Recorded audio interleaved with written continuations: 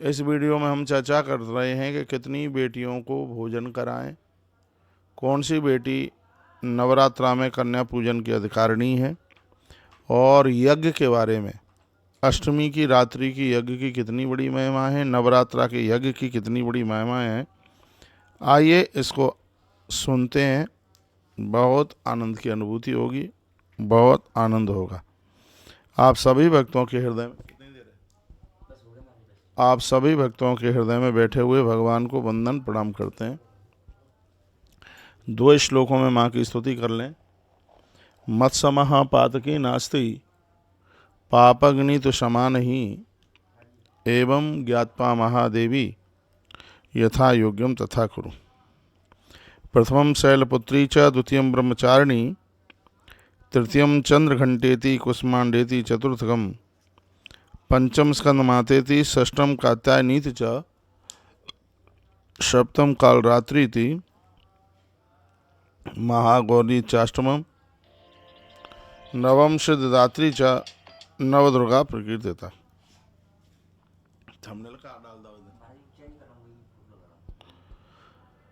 आइए नवरात्रा की इस महाअष्टमी की आप सभी को बहुत बहुत मंगलमय बधाई। और आप सब कैसे हैं? आप देख रहे हैं तुलसी तपोवन यूट्यूब चैनल, आप देख रहे हैं फेसबुक, आप देख रहे हैं दुनिया का नंबर 1 सत्संग चैनल सत्संग टीवी पर जुड़े हुए आप सभी भक्तों के हृदय में बैठे हुए भगवान को हम वंदन और प्रणाम करते हैं। वदह यज्ञ विधिम सम्यक देव्यास तस्या शमन तथा। यह यज्ञ की विधि आप सुन रहे हैं और मैं अभी यज्ञ करके ही फ्री हुआ हूँ, निवृत्त हुआ हूँ। अभी हवन कुंड मेरे सामने ही रखा हुआ है। बहुत आनंद की अनुभूति हो रही है, बहुत अच्छा लग रहा है, बहुत बढ़िया लग रहा है। कोई आया लड़का? आने दो। जय श्री लाओ। जय जय श्री राधे श्याम। धन्यवाद।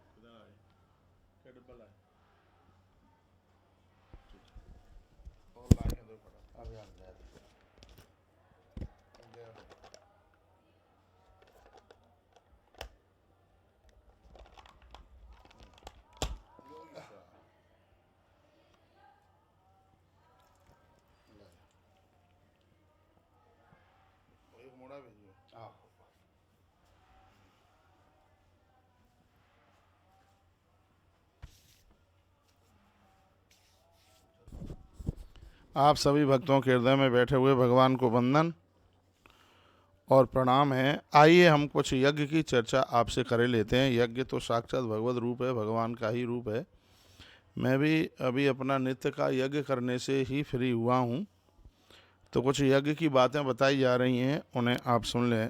बहु यज्ञ विधिम सम्यक देव्या तस्या समन्ततः श्रुत्वा करोम्यहम स्वामिन यथाशक्ति यतीन्द्रियता। राजा बोले कि हे स्वामी, अब आप उस देवी मैया के यज्ञ की विधि के बारे में बताएं। उसे सुनकर मैं यथाशक्ति प्रमाद रहित होकर यह यज्ञ में अवश्य करूँगा, संकल्प लेता हूँ इस बात का। उस यज्ञ की पूजा की विधि क्या है, मंत्र होम की द्रव्य सामग्रियाँ क्या हैं, ब्राह्मण कितने और दक्षिणा, इन सभी के बारे में आप निसंकोच होकर के बताइए। आपके चरणों में हम प्रार्थना करके आपसे पूछते हैं। तो भगवान व्यास कहते हैं, हे राजन शणु राजन प्रवक्ष्यामि देव्या यज्ञम वेदानता। हे राजन, अब हम आपको देवी मैया के यज्ञ के विधान की बात करते हैं, जिसको आप सुन लीजिएगा। यज्ञ 3 प्रकार का होता है, सात्विकम राजसम चैव तामसम च तथा परम। मुनीनाम सात्विकम प्रोक्तम नृपाणम राजसम स्मृतम। मैं आप सबको कहना चाहूँगा, पूरा कार्यक्रम ये लाइव है, भले ही ऊपर लाइव ना लिखा हुआ हो, लाइव है कार्यक्रम। आज अष्टमी है और आज तारीख 16 तारीख हो गई है। दिन क्या है?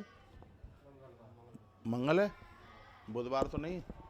आज मंगलवार का दिन है और आप सत्संग टीवी पर तुलसी तपोवन यूट्यूब चैनल पर पूरे कार्यक्रम को आप सुन पा रहे हैं। तो 3 प्रकार के यज्ञ हैं, कहा गया है। एक यज्ञ सात्विक है, दूसरा राजस है और तीसरा तामस यज्ञ के नाम से जाना जाता है। मुनियों का जो यज्ञ है वो सात्विक यज्ञ कहलाता है, राजाओं का जो यज्ञ है वो राजस यज्ञ कहलाता है और राक्षसों का जो यज्ञ है वो तामस यज्ञ कहलाता है। इसलिए यज्ञ के 3 भेद बताए गए हैं। ज्ञानियों ने यज्ञों की बड़ी बड़ाई और प्रशंसा की है। ज्ञानियों के लिए ज्ञान यज्ञ भी एक बहुत बड़ा यज्ञ है। अब हम आपसे विस्तार पूर्वक इसका वर्णन करते हैं।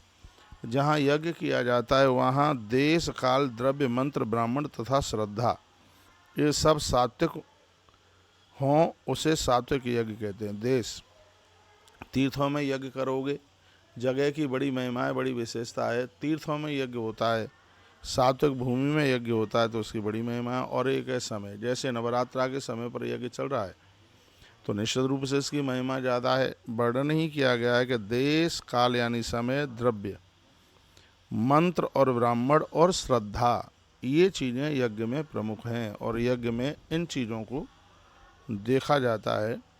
हे राजन, यदि द्रव्य शुद्धि है, क्रिया शुद्धि और मंत्र शुद्धि है तो यज्ञ के परिणाम शीघ्र ही घोषित होते हैं, उसमें बिल्कुल देर नहीं लगती। द्रव्य शुद्धि, क्रिया शुद्धि और मंत्र शुद्धि तो उसके परिणाम बहुत अच्छे निकलते हैं और उसके फल की प्राप्ति अवश्य में होती है। इसलिए यज्ञ में अपनी तीनों चीज़ों को शुद्ध कीजिए। द्रव्य शुद्धि, बढ़िया धन हो, मेहनत की कमाई का पैसा हो तो इसकी और ज़्यादा अपने आप में बिल्कुल महिमा है। तो सबसे पहले तो इसमें द्रव्य शुद्धि है, उसके बाद क्रिया शुद्धि और उसके बाद में मंत्र शुद्धि, तीनों की शुद्धि की आवश्यकता है, तब पूर्ण फल की प्राप्ति होती है। इसमें कोई भी संशय वाली बात नहीं है। अन्याय के द्वारा उपार्जित किए गए धन से यदि पुण्य कार्य किया जाता है तो इस लोक में यश की प्राप्ति नहीं होती और परलोक में भी उसका कोई भी फल प्राप्त नहीं होता। तो अन्याय के द्वारा जो धन प्राप्त किया गया है कोई उसका मतलब ही नहीं है। इससे न्यायपूर्वक उपार्जित धन से ही सदा पुण्य कर्म, सत्कर्म करने चाहिए। ऐसा कार्य इस लोक में कीर्ति तथा परलोक में आनंद देने वाला होता है।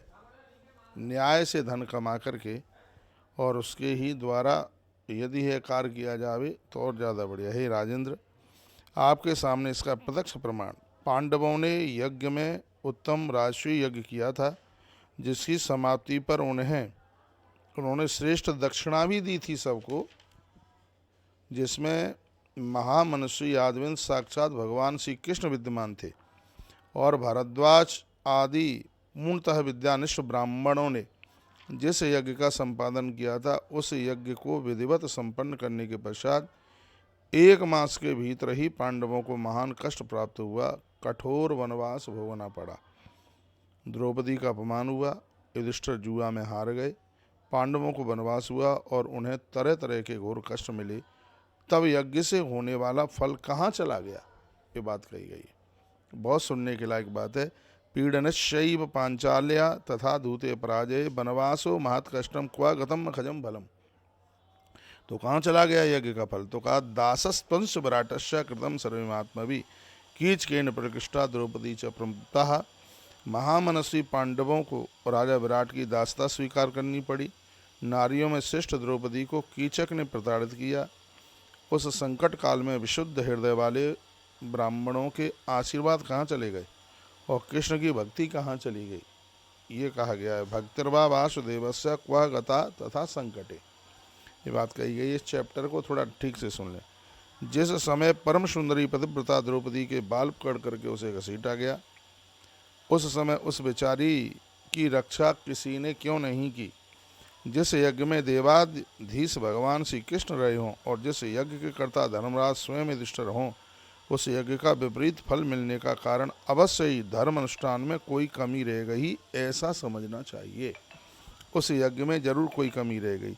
किमत्र चिंतयेतेयं वै धर्म गुण कारणम केशवा सतदेवेश धर्मपुत्र युधिष्ठिर भवित्यामिति प्रोक्तम निष्फलम चात्मागत वेद मंत्रास्तान्ये वितथा शिवर संशय।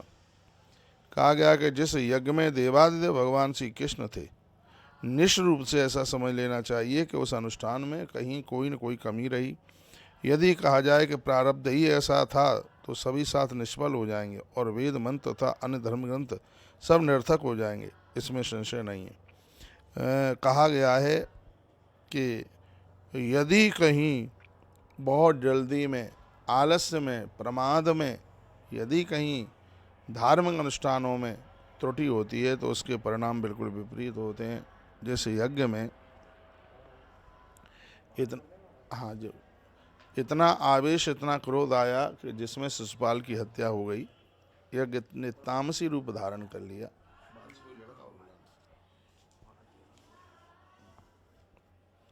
कृते कर्मण चेद्यत विपरीता यथा भवेत वैगुण्यम कल्पनीया सा प्राज्ञई।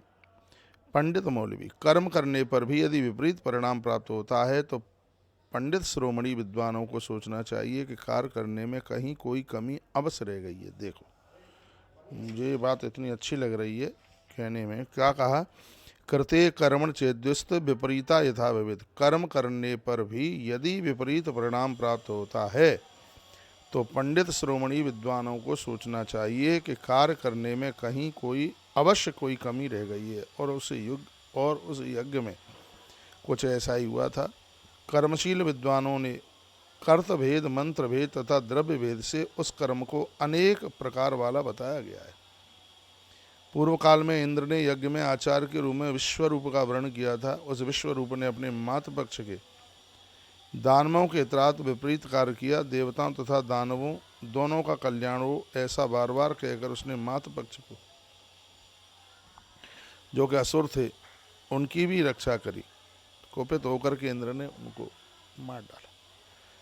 कहा गया एक तो जो आचार्य यज्ञ करा रहा है उसकी भावना ठीक होनी चाहिए, एक मंत्र का उच्चारण ठीक होना चाहिए, एक द्रव्य ठीक होना चाहिए। कितनी सुंदर बात कही है कि यज्ञ में जिस संविदा को भी आप प्रयोग में ले रहे हैं, पहले उसको ठीक से देखिए, उसमें कहीं कीड़े मकोड़े तो नहीं है। जिस सामग्री को आप आहूत कर रहे हैं उसको भी आप देखिए कि वो शुद्ध साफ सुथरी है कि नहीं, उसमें भी तो कहीं कीड़े मकोड़े नहीं है। नहीं तो उसके थोड़ा दर्द नहीं तो उसके परिणाम हैं वह अपने आप में बिल्कुल विपरीत निकल जाएंगे। इससे यह निस्संदेह सिद्ध होता है कि कहीं न कहीं बिल्कुल त्रुटि होने पर उसके परिणाम बिल्कुल विपरीत निकलते हैं।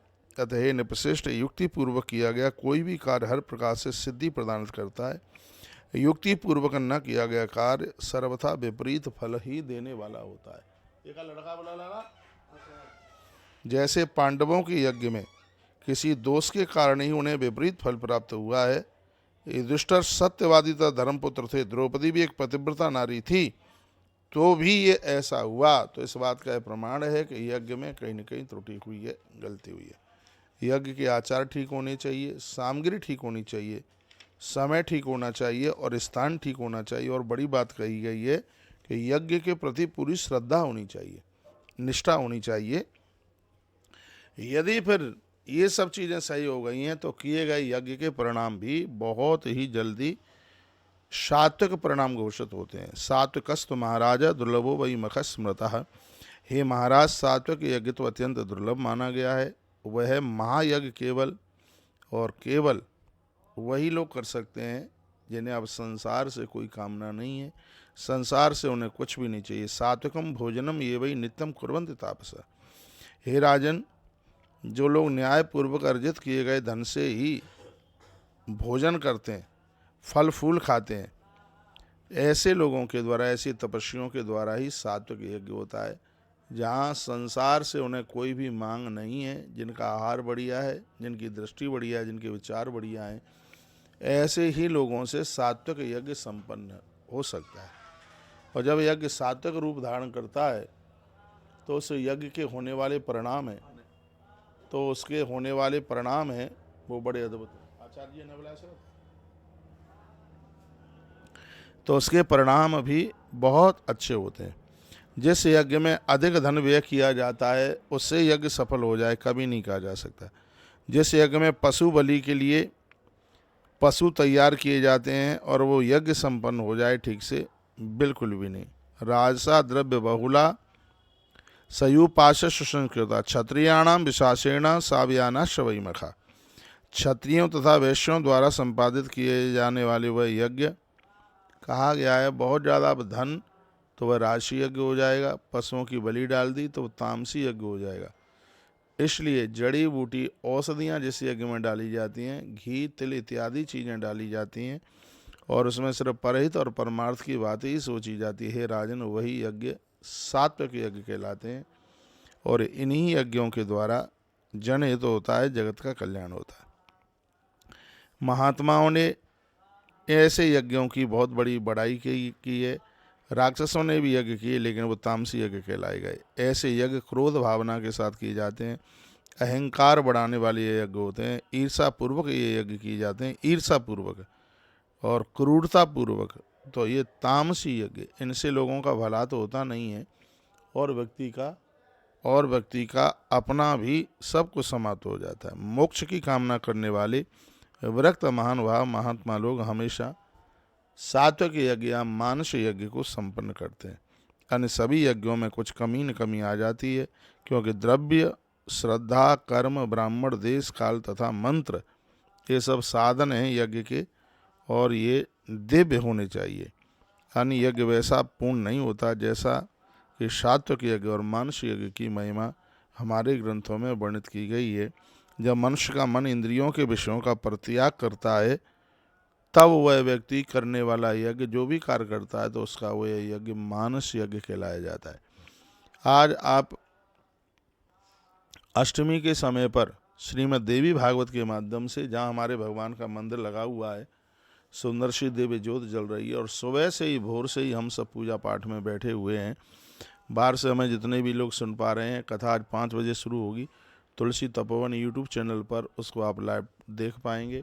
और फिर उसके बाद में कल सुबह 9:30 बजे प्रसारण देखेंगे उसका आप सत्संग टीवी पर। जो अभी माता अनुसुईया का चरित्र हुआ था, वो भी आज 9:30 बजे 10 बजे टीवी पर चालू हुआ है, उसको भी आपने श्रवण किया है। बहुत आनंद की बात है। ये तो तब ही सौभाग्य प्राप्त हो सकता है जब भगवान की कृपा हो। आपने अनुसुईया चरित्र सुना, कैसा लगा? हृदय की भावना आप जरूर सत्संग टीवी या तुलसी तपोवन यूट्यूब चैनल पर आप जरूर लिख करके आप भेजिएगा, ठीक है।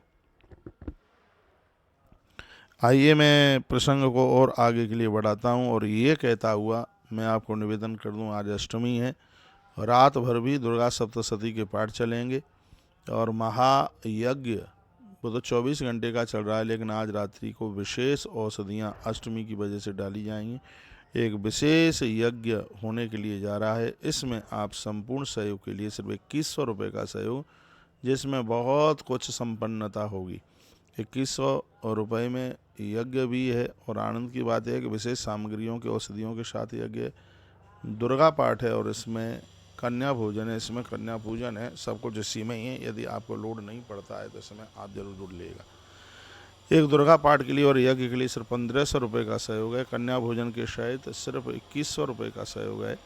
मैं कहूँगा आज के पाठ से आप चूक मन जाना। एक पाठ का सहयोग सिर्फ 500 रुपया है, और सिर्फ यज्ञ का सहयोग 1100 रुपया है, और संपूर्ण आज के संपूर्ण अनुष्ठान का जो सहयोग है वो 2100 रुपया है। तो इसमें आप जुड़ करके सौभाग्य जरूर कमा लें। ये आप देख रहे हैं घी में, ये दियों में घी और तेल डाला जा रहा है। अखंड 251 ये ज्योतें जल रही हैं। ज्योतें तो 253 हैं, लेकिन हमने गिनती उसकी 251 में करी है। ये आप दर्शन कर रहे हैं। कल 17 तारीख को इसका संकल्प होगा। पूरे 9 दिन की इसकी ज्योत की सहयोग राशि सिर्फ 1100 रुपया रही है। आपके ऊपर लोड नहीं पड़ता है, तो आज कल में उसको जमा करके और आप भी इस सौभाग्य के अधिकारी बन जाएं। आश्रम के सभी नंबर चालू हैं, बस अपना नाम और गोत्र आप लिखा दीजिए।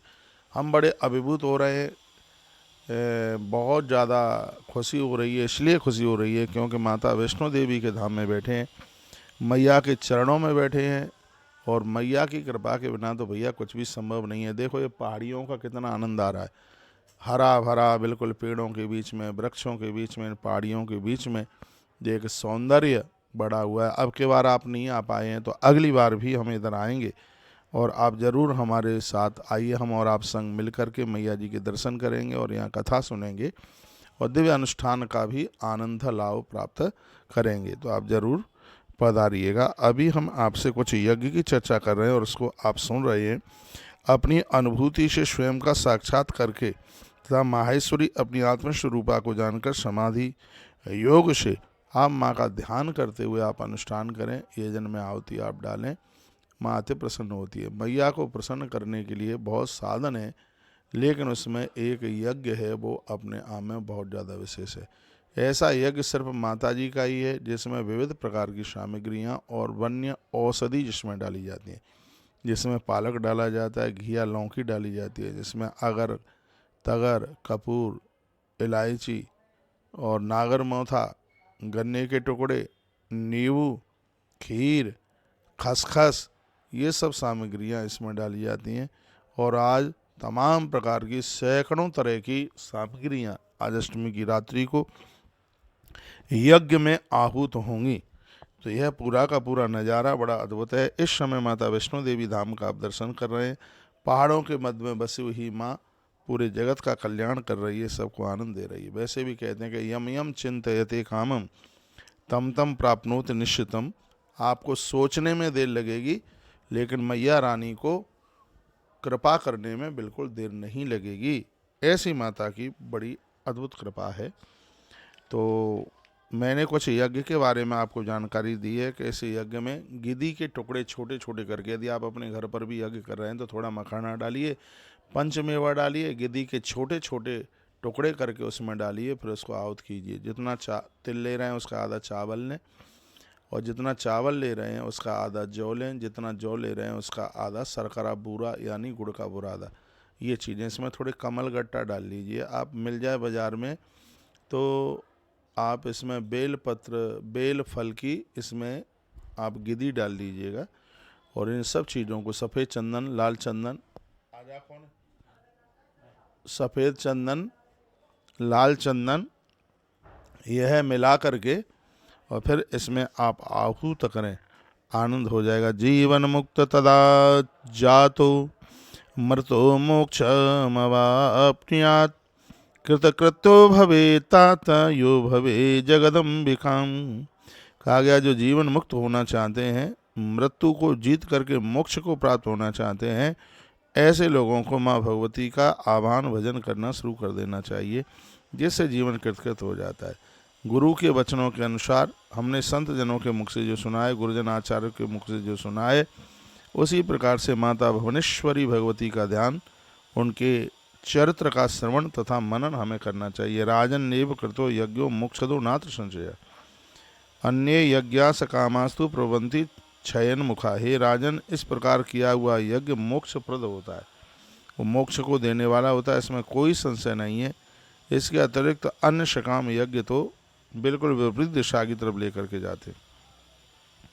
फिर और क्या गया, मनीषी विद्वान यह वेदांत शासन बताते हैं कि स्वर्ग की इच्छा वालों को विधि पूर्वक यज्ञ में आहुतियाँ डालनी चाहिए। मेरी समझ से पुण्य क्षीण होने पर भी वह लोग मृत्यु लोक में आ जाते हैं, लेकिन मैया भगवती की कृपा से व्यक्ति भगवान में समाहित हो जाता है। विजय की इच्छा रखने वाला व्यक्ति यज्ञ करे। और कितनी सुंदर बात कही गई है, मुक्ति चाहने वाला व्यक्ति भी, मोक्ष चाहने वाला व्यक्ति भी यज्ञ से अपने आप को जोड़े। यज्ञ की इतनी बड़ी महिमा है, जितना भी वर्णन किया जाए उतना ही कम है। न संग्रामेन गंगायाम स्नान दानादिवर्जितम मरणम ते पितृस्तत्रे सौधई जाते कुरुद्वः। क्या सुंदर बात कही है, क्या कह दिया। 71 नंबर का श्लोक है, इसमें कहा है कि हे राजन,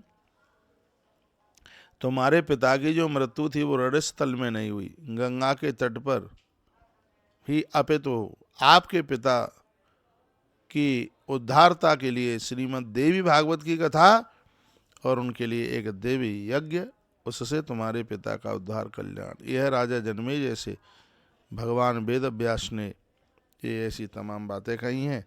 अब आइए, ये यज्ञ की बात आपने सुनी, अब हम चर्चा ये करेंगे, अब चर्चा ये की जा रही है कि नवरात्रा के पावन समय पर हम कितनी बेटियों को भोजन कराएं, उनकी संख्या कितनी हो, क्या क्या उन्हें जिमाएं, और बेटियों की आयु कितनी हो।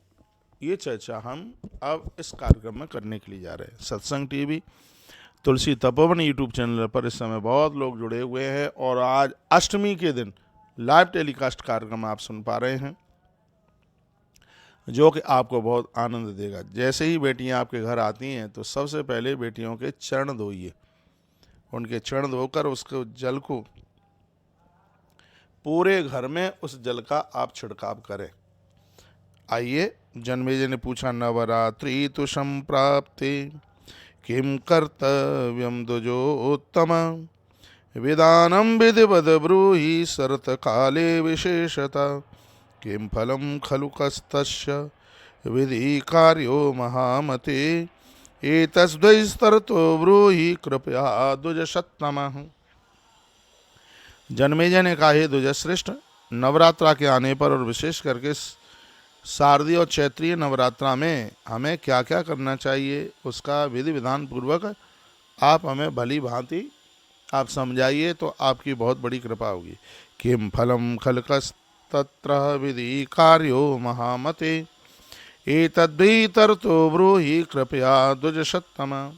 हे गुरुदेव, इस पूजा का फल क्या है और उसमें किस विधि का पालन किया जाता है, हे ध्वजवर, कृपया विस्तार पूर्वक आप हमें इसके बारे में बताएं। ये राजा जन्मेजय ने गुरुदेव भगवान वेद व्यास से ये बात पूछी। उन्होंने कहा कि इसकी विधि क्या है और इसका फल क्या है, नवरात्रा करने से क्या फल प्राप्त होता है। एक दिन मैंने आपको बोला है, जो पूरी नवरात्रा का व्रत नहीं कर पाते तो नवरात्रा का पहला दिन, नवरात्रा का 5वां दिन, नवरात्रा का 8वां दिन बड़ा विशेष है। यदि आपने अन्न नहीं खाया है तो आज नवरात्रा की आप अष्टमी कर लीजिएगा। आज 16 तारीख हो गई है, जिस अष्टमी की बहुत बड़ी महिमा है। बेटियां आज से ही आरंभ कर दें अष्टमी का व्रत। 1 महीने में 2 अष्टमी पड़ती है।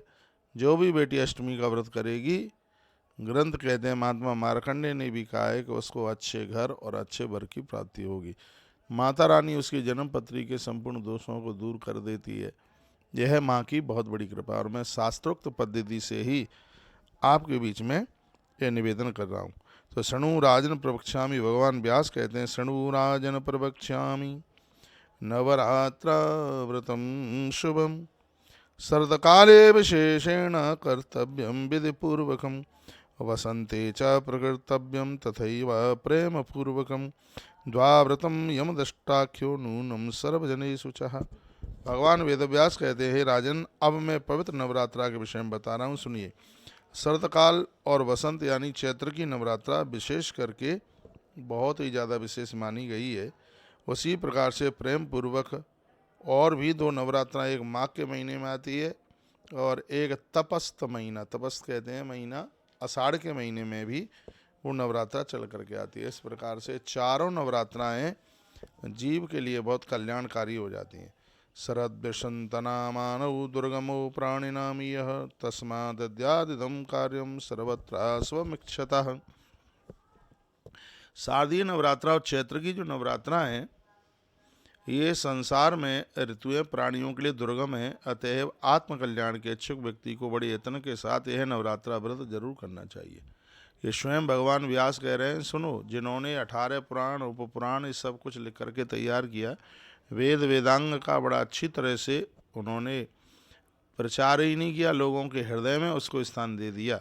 ऐसे भगवान व्यास कहते हैं कि सजग समझदार व्यक्ति को इन दोनों नवरात्रा में, तो चारों में नहीं कर पाते हैं, तो इन दोनों नवरात्रा में उन्हें व्रत अवश्य में वही करना चाहिए। द्वाविवेश महाघोर व्रत रोग करौ नृणाम, इसलिए क्योंकि क्वार में और चैत्र में बीमारियां बहुत बढ़ती हैं। ये दोनों ऋतुएं भयानक हैं और मनुष्यों के लिए रोग उत्पन्न करने वाली हैं। स्पष्ट लिखा है, ये सबका विनाश कर देने वाली है माँ भगवती जगदम्बा।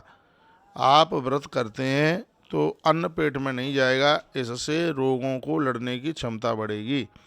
और मैया की साधना उपासना होगी, वो तो अलग है ही, लेकिन व्रत करने से रोगों को लड़ने की क्षमता बढ़ती है। इसलिए बुद्धिमान लोगों को चाहिए, उन्हें सुबह चैत्र तथा आश्विनी मास में भक्ति पूर्वक चंडिका देवी का एक प्रेम पूर्वक उनका दुर्गा पाठ, और कहा गया है कि उनके लिए हवन यज्ञ और कन्या पूजन और अखंड ज्योति उन्हें जलानी चाहिए।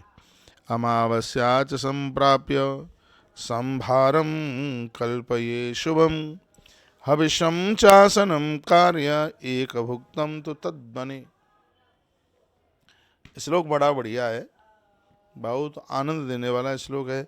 अमावस्या आने पर व्रत की सभी शुभ सामग्री एकत्रित कर लेनी चाहिए और उस दिन एक भुक्त व्रत करें और हविष्यान ग्रहण करें। इसमें लिखा है कि अमावस्या जैसे कल पड़वा है, एक उदाहरण के तौर पर, वैसे तो कल नौमी है, एक उदाहरण के तौर पर जैसे नवरात्रा शुरू हो रही है और आज है अमावस्या और कल है प्रतिपदा, चाहे शारदीय नवरात्रा हो और चाहे नवरात्रा हो चैत्र की। एक बात मैं और आपको मार्कंडेय पुराण की कहना चाहूँगा, जिसमें पूरी पूजा की बात कही गई है। बहुत लोग अमावस्या को अशुभ मानते हैं, कहते हैं अमावस्या तो श्राद्धों में आई है, शारदीय नवरात्रा में ऐसा मानते हैं, कल नवरात्रा है इसलिए हमें अमावस्या को तो कोई सामान खरीदना नहीं है, तो वो फिर पड़वा को ही सब सामान इकट्ठा करते हैं, दिन पूरा निकल जाता है। इसमें लिखा हुआ है कि अमावस्या श्राद्ध के लिए शुभ तो है ही, लेकिन माँ भगवती जगदम्बा के लिए भी अति विशेष है वो है, इसलिए पूरी तैयारी है, पूरी व्यवस्था है वो अमावस्या के ही दिन कीजिएगा।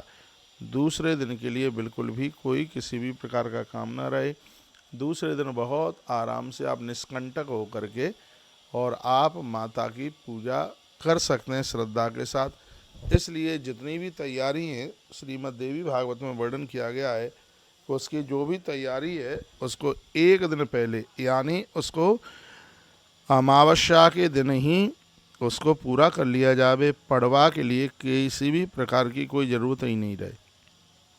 अमावस्या के दिन एक बार भोजन करें, ऐसा वर्णन किया। एक बार आर्ले हविष्यम चासनम कार्य एक भुक्तम तो तद बने, स्पष्ट वर्णन है। नवरात्रा में तो आप उपवास करते ही हैं, लेकिन एक दिन पहले से, यानी अमावस्या के दिन से एक ही बार भोजन लेना है, बस एक बार फलहार लेना है। कभी कभी तो लोग पूरे दिन खाते ही रहते हैं, जिससे आपको पुण्य तो मिलता है, लेकिन पुण्य में एक बहुत बड़ी फल में कटौती हो जाती है।